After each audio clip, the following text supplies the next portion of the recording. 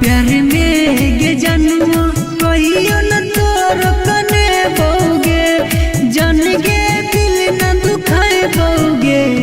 जन गे कहबी तो छोड़ देबो सिकरेटवा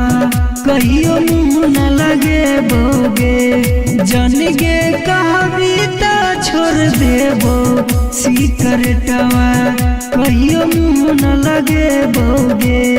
जन गे कहबी तो छोड़ देबो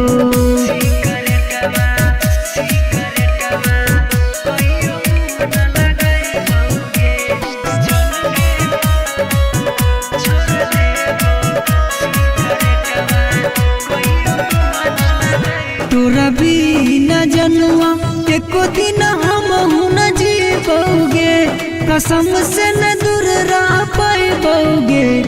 जन गे कहबी तो छोड़ देबो सिकरेटवा कहियो मुँह न लगे बोगे जन गे कहबी तो छोड़ देबो सिकरेटवा कहियो मुँह न लगे बोगे जन गे कहबी तो छोड़ देबो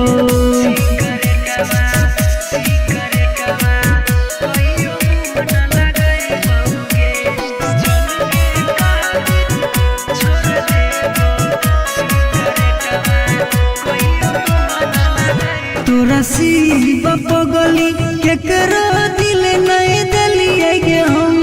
खाई छो गुलशन मागे अपन कसम जन गे कहबी तो छोड़ देबो सिकरेटवा कहियो मुँह न लगे बोगे जन गे कहबी तो छोड़ देबो सिकरेटवा कहियो मुँह न लगे बोगे जन गे कहबी तो छोड़ देबो सिकरेटवा।